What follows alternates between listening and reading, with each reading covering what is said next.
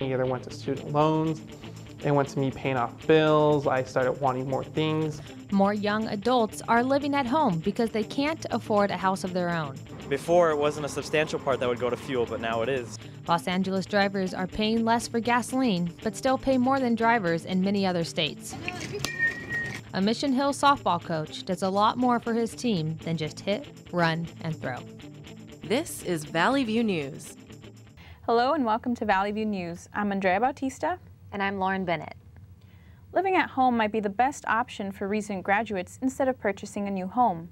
That's because buying a house is more expensive than it used to be. Valley View reporter Daisy Merida has more on why young adults are coming back home.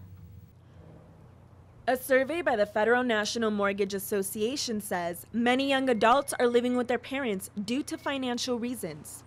The survey says adults between the ages of 18 to 22 are living at home to save money while they are in school. The survey also says adults between the ages of 23 to 34 live at home because they do not have enough income to live on their own. Former college student Ryan Gaithan, who works for the Academy of Motion Pictures, says the economy and a high cost of living are contributing factors for him. As soon as I got done with college, I thought I would be able to have money that I saved to move into an apartment, but turns out with everything going south with an economy, all that saved money either went to student loans, it went to me paying off bills, I started wanting more things. Ryan says he is saving money on the side and currently helps his family with the little things. He runs errands for his parents and cleans a house. He occasionally helps pay minor bills and sometimes buys groceries. Gaithan is not alone. Many young people in neighborhoods across the country are finding that they are unable to afford their own homes. The latest Pew Research says that 36% of adults between the ages of 18 to 31 still live at home with their parents. It's nothing too shameful because everyone I know are in the same situation as I am. Save that for your dog. Cool. Ryan's mother, Yvonne Gaithan, says she bought a house with her husband at the age of 22 because the housing market was affordable. Houses back then were like $40,000. I mean, that's what people are paying nowadays for a car. It was easy, but with the way inflation is, cost of houses, anywhere from $300,000 on up, it's just really hard for young people to get into purchasing a home. Ms. Gaithan says she does not want her son spending money renting. She would rather have him save his money to invest in purchasing a new home for the future. In Northridge, Daisy Merida, Valley View News. A 19-year-old man from Chicago has been arrested on charges he tried to provide aid to ISIS. Mohammed Hamaza Khan was arrested by federal agents at O'Hare International Airport. Agents stopped him after he passed through security. They say they searched his home and found documents expressing support for the terror group. He was charged with one count of attempting to provide material support to a foreign terrorist organization. He faces a maximum of 15 years in prison and a $250,000 fine.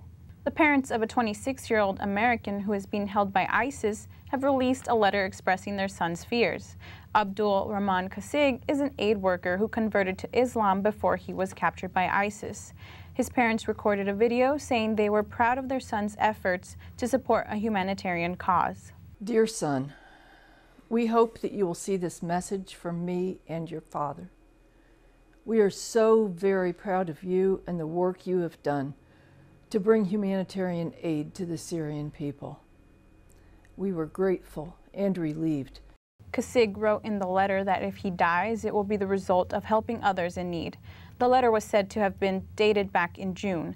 That was more than 2 months before the militants first claimed publicly to have decapitated another American, James Foley. The director of the Centers for Disease Control and Prevention has released a public health strategy. We go from the moment he could have been infectious, which is probably around the 24th, last Wednesday, and we retrace every step, every contact where he might have had direct physical contact with somebody, and for each one of those contacts we will monitor them for 21 days after exposure in conjunction with the local and state health department and the hospital to see if they develop symptoms. That's how you stop an Ebola outbreak. The CDC has been working to calm what it says are unrealistic fears concerning the Ebola virus. Nationally recognized fraternities are known to be part of an association called the Interfraternity Council. There are a few fraternities here at CSUN who are not a part of that association yet. They continue to follow the same policies and guidelines. We will take you to Studio B, where reporter Dean Perez has the breakdown on the difference between the two. Thank you. Today we're joined with Andres Rodriguez. He is part of the Interfraternity Council. He is recruitment chair. And thank you. It's really nice to have you today. It's a pleasure to be here. Thanks. Okay. Now, one of the main things that Greek members seem to be confused about is the difference between IFC and non-IFC. And when new members come in, you know, a lot of the times they kind of have no direction as to what they're getting themselves into and what they're joining. So I want to start off by asking you, as recruitment chair, why is it important for fraternities to break down the difference between IFC and non-IFC to new members? I think it goes back to understanding that these freshmen, you know, they're new to school, so they kind of just see a lot of Greek letters. They don't really, you know, catch any type of, you know, grasp of the difference, either internally or externally. I believe the school really puts on a lot of events to really help out freshmen or anyone interested really in trying to, you know, enter Greek life, as in meet the clubs and organizations days. Also, any type of tabling events or informational type of events. You know, all of those are designed and organized to help those that, not just freshmen, either most of them may be freshmen, but most of the students that really want to enter Greek life, the school really tries to provide that, as well as Interfraternity Council through our type of budget and any type of way that we can really inform these new students. You know, also too, I'm pretty sure you were aware of the PICAP incident that occurred back in June. Because of that incident, how has that affected recruiting strategies for this fall, and will it affect recruiting strategies in the future? Yes, so one of the things that has changed with the recruitment process for IFC and non-IFC fraternities is the PrEP program, the pre-recruitment education program. This program is designed to educate any new member that would like to join a Greek organization, so that they at least have the basics in mind and they know some of the policies from the school of maybe student conduct, and also the for IFC, you know, some type of IFC bylaws. But as of now, since it's fairly new, the PrEP program is designed for, you know, student bylaws from the school, and this allows not only myself to make sure that these students that are receiving a bid throughout the week, but for all the other houses to really know that, you know, these incoming freshmen that would like to join their organization really have at least the basic, like, fundamentals of the do's and don'ts. But when it comes to insurance, are students aware of what they're paying for in their dues when it comes to insurance, and are they aware of what it covers? You know, there's been some you know, kind of discrepancy as to what insurance covers and what type of incidents. One of them involving obviously alcohol. If alcohol is present, then it kind of gets a little dicey. Mm-hmm. From your experience and your knowledge, how is that affected? How does that affect the students when it comes to what they know they're paying for? Like, what are they paying for in their dues? Well, it goes back to informing the new members, you know, everything they're really getting themselves into, if I may say. Not only into like the pledge process wise, but really like how their fraternity helps them. I believe every organization has their own nationally type of recognized rules and bylaws, and many of it does include, you know, if you do have like let's say a party, and you can't have alcohol, and there so happens to be alcohol, then because you've kind of violated that rule, insurance might get a little iffy. With the students, some really don't really ask what their insurance, you know, kind of provides, because they've maybe been safe, you know, they've followed the rules, so it's never really been an opportunity to really, you know, use that insurance. Or if you're having an event, you know, and someone breaks a leg, like that hasn't happened. But usually if some fraternity or IFC fraternity that has like national backing and insurance-wise, it's a little safer to, you know, throw on an event, just so if anyone, you know, kind of gets hurt or anything, they kind of, you know, have that type of safety net right behind them. And that's obviously, that's definitely important. You know, everyone wants to feel safe, and we come to that topic of safe. So another interesting fact that I found out is that even after the PICAP incident, it did not stop people from wanting to join Greek life. And you can see Greek life has a major influence, and we've seen it in the movies, you know, we've seen it on television. So why do you think CSUN still has a strong Greek life? And obviously as recruitment chair, you're actually getting more people who are wanting to rush as opposed to people who are against it. I believe, you know, it's still strong because we really are sticking true to our, you know, our values and morals. These incidents, you know, they occur and they're very unfortunate, but we try to really push to the, you know, prospective new members that not every fraternity, you know, goes through the same as, you know, other fraternities. You know, some really are seeing these type of incidents, you know, from the outside. So we really do, you know, try to push that, you know, we really believe in, you know, any organization's values, you know, whatever that organization may be. And, you know, we really try to make it apparent while they're rushing that, you know, what the pledge process is like, being very transparent so that there aren't any surprises or, you know, anything that they really didn't sign up for. Thank you. Thank you, Andres. Thank you for that very important information. Now, back to you. Thousands of people have held a memorial for 5 teens killed in a fiery crash on their way from Knott's Berry Farm. Family members and teens who knew them held a candlelight vigil at Laguna Hills High School. The victims were identified as Jenny Campos, Alex Sotelo, Matthew Mello, Jenny Bahena, and Brandon Moreno. They died after the driver lost control of the car on southbound Freeway 5 and slammed into an embankment. The car burst into flames, sparking a quarter-acre brush fire. The driver is the only one who survived and was rushed to a hospital. Authorities say they have not determined whether they'll seek criminal charges against the 16-year-old driver of the car. Officials say the driver did not have a license. An investigation is underway after a body was found in a small fire at a middle school in Northridge. Los Angeles fire officials say police and firefighters responded to the blaze at Alfred Bernard Noble Middle School Monday morning. The body was discovered as firefighters were putting out a small fire in a tree that spread to some bushes. The Los Angeles Police Department is still investigating, and there is no information on the identity of the person. A Marine lost at sea is believed to be the first American military casualty supporting U.S. operations against ISIS. 21-year-old Corporal Jordan Spears was declared dead after search and rescue efforts failed to find him. Pentagon spokesman Navy Rear Admiral John Kirby said they are still deciding how his death will be classified. Kirby said there is no question that the Marine's death is related to the operations against ISIS. The military has not detailed the Marine's mission at the time of the incident. Gas prices have dropped in 30 states, but they haven't declined as much in California.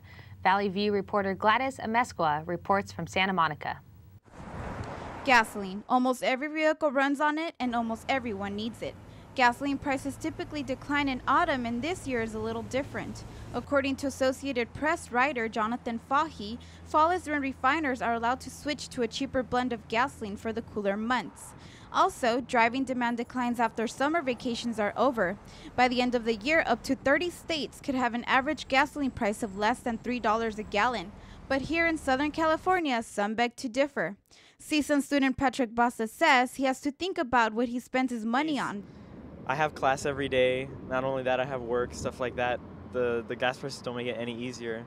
And then not only that, but with the paycheck I get from work and stuff like that, before it wasn't a substantial part that would go to fuel, but now it is. A frequent Shell gas station customer, Fred Berger, says he's definitely not seeing gas prices decrease.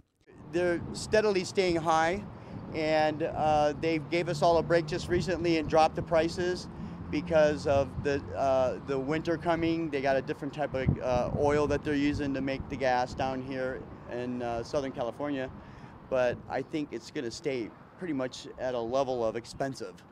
Some customers fill up their tank and stock up their fuel containers in case it rises up to a price they can't afford.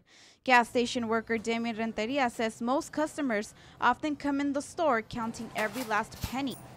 We see that often. We see people coming in with, $3 quarters or loose change, $1, $2 trying to get gas with that money. Refinery problems or hurricanes can halt the typical autumn price decline temporarily by reducing gasoline production. The Energy Department estimates that the average price here in the United States will be $3.46 for 2014.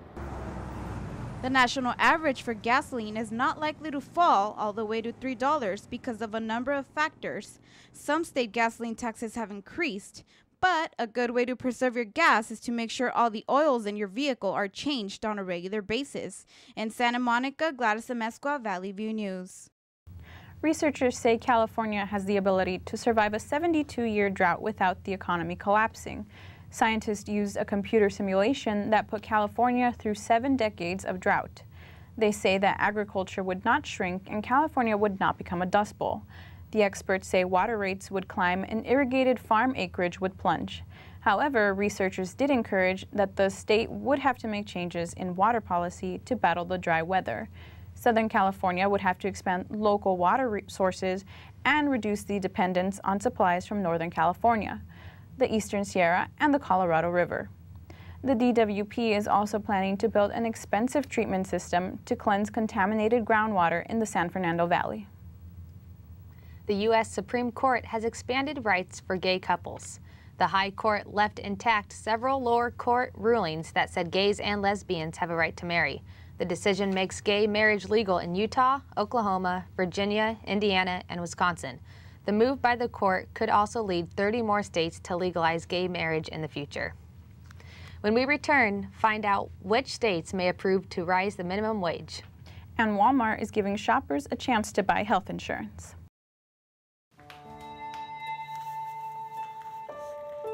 Mommy, I don't feel so well. Okay, you wouldn't give yourself or your loved one poison, would you? Then why would you take or give counterfeit medications that may contain the wrong or no active ingredient? Counterfeit medications are out there. They can be ineffective and harmful to your health. Be a smart consumer and know your pharmacy, especially if you're purchasing medication online. NFC, AFC, offensive linemen, defensive tackles, quarterbacks, and cornerbacks are all living united to ensure the academic success of millions of kids in our communities all the way to graduation day. But that won't happen without you. So take the pledge at unitedway.org. Make a difference in the life of a child. Suit up like your favorite NFL players and become a volunteer reader, tutor, or mentor with United Way.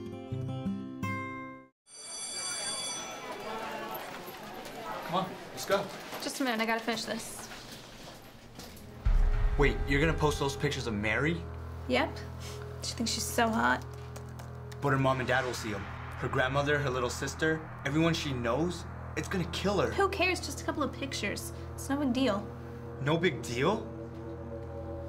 Don't. This has gotta stop. A softball coach helps make a difference in the lives of young girls. Valley View reporter Lorena Mejia has more on that story.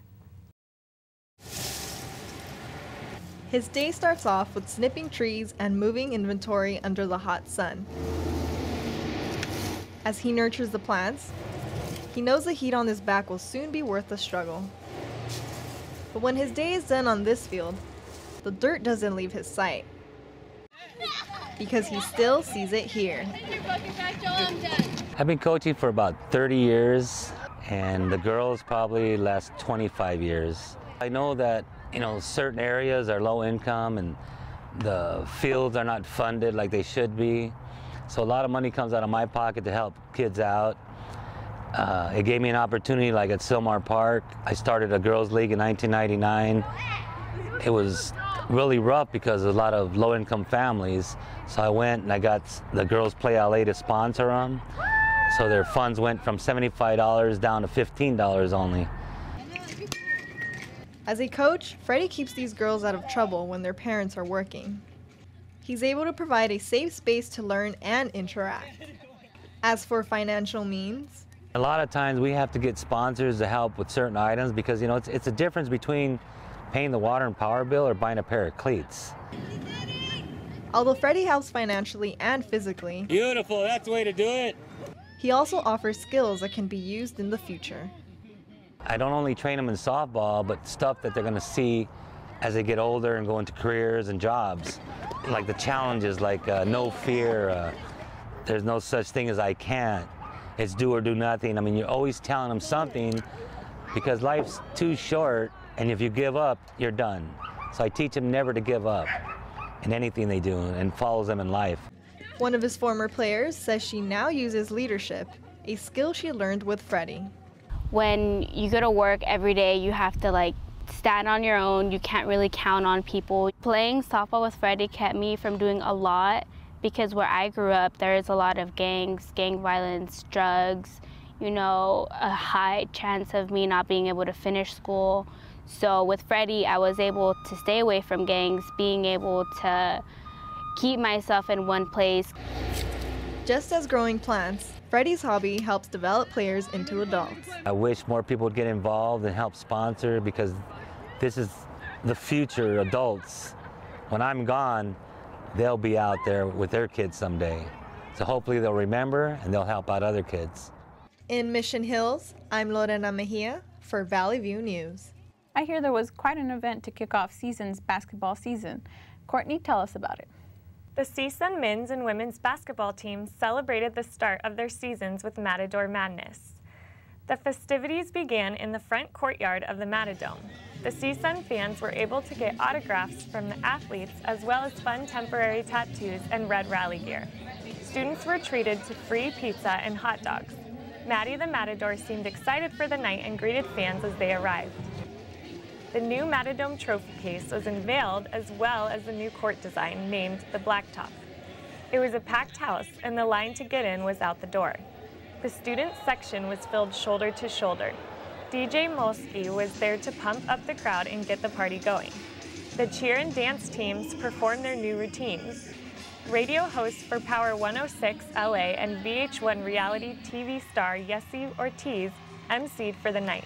The women's team was presented first and welcomed into the Matadome. Head coach Jason Flowers was presented the 2013-2014 Big West Conference Coach of the Year award.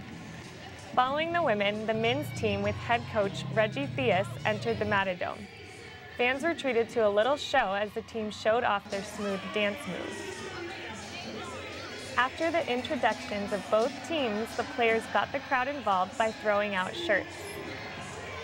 The event included a relay race and a three-point contest. The men closed the night with an inter-squad scrimmage displaying some high-flying dunks and effortless three-pointers. The first home game for the men's team will be November 8th against Cal State Dominguez Hills. The women's team plays at home on October 31st against Masters. In Major League Baseball, the Angels have a problem. They're second team in the divisional era to have the best record in the majors and get swept out of the playoffs. The Royals' James Shields gave up homers to Mike Trout and Albert Pujols, but held the rest of the game. Center fielder Lorenzo Cain helped Shields with diving catches on back-to-back plays. Cain's catches in the fifth inning ended on Angels' rally and preserved a 5-run lead. I can't believe those Angels came in first in the American League and then lost their first round of playoffs. That's it for sports. Back to you guys. And now James Jewett has our business, entertainment, and health news. What's new, James? I'll tell you what's new. I'm buying HP stock because Hewlett-Packard is splitting up into two separate companies. One company will have HP computer and printer division. The other company will run business services. HP rose by 6% in response to the split. CEO Meg Whitman will hold two titles. She'll be the chairwoman of the computer and printer company and will be the CEO of business services. CVS is going to pay $225,000 fine after it mislabeled some of its beauty products. The drugstore chain has settled charges with 4 California counties, and the state's Department of Agriculture says CVS mislabeled 11 hair and skin products by misrepresenting how much each product contained. CVS has agreed to redesign the packaging. The products identified were 8 moisturizing and wrinkle creams, 2 hair products, and an acne-fighting gel. CVS may continue to manufacture and sell the mislabeled products until the end of the year. Walmart is working with an online health insurer so shoppers can enroll in Medicare under the Affordable Care Act. Walmart is trying to expand beyond food and other basics to lure shoppers into the store. Customers can enroll online at some Walmarts. The online company, Direct Health, offers access to thousands of health exchange plans. 4 states may approve measures to boost the minimum wage, even though they're majority Republican states. Most states have minimum wage proposals are dominated by Democrats. Polls show that a majority of voters in Alaska, Arkansas, Nebraska, and South Dakota are in favor of an increase. The minimum wage in these states are slightly above the federal minimum of $7.25 an hour. But the minimum wage in Arkansas is $1 lower. Raising the minimum wage will not benefit everyone. Exemptions let employers pay less than minimum wage if a worker are disabled, work for tips, or are teenage trainees. The 2014 Nobel Prize in Physiology or Medicine has been awarded to 3 people. They are neuroscientists John O'Keefe, who has an American and British citizenship, and a Norwegian married couple, May Britt and Edvard Moser. For their discoveries of cells that constitute a positioning system in the brain. The discoveries explain how the human brain creates a map similar to GPS to navigate through complex environments. And that's it for our business and entertainment and health news. Back to you. Thanks, James. We'll be right back. Look at these boots. Man, those are nice. You should buy them. Half the price of the real thing. Do you want them? The production and sale of counterfeit goods cause more harm than meets the eye. Get to work! And the profits can fund organized crime. So, do you want them? Buying counterfeit products? No way. It's just not worth it.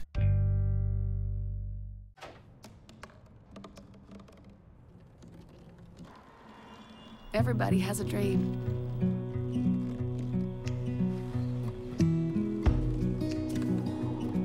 Mine was to see the ocean. And with a little help, I made it.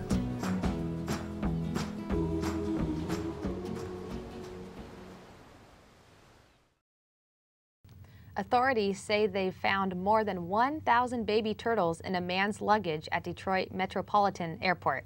Federal agents arrested the man after he was getting ready to fly to Shanghai with all those turtles. Almost all of the reptiles are endangered species and less than a month old. The Detroit Zoo is now taking care of them. Once the investigation is over, the U.S. Fish and Wildlife Service will take custody of them and find them homes. The U.S. Coast Guard has rescued a man floating in an inflatable bubble off the Florida coast. Reza Baluchi said he was bobbing in the ocean to encourage world peace. He hoped to make it from Florida to Bermuda. The Coast Guard said Baluchi didn't have enough supplies in his bubble. They rescued him after he activated his locating signal.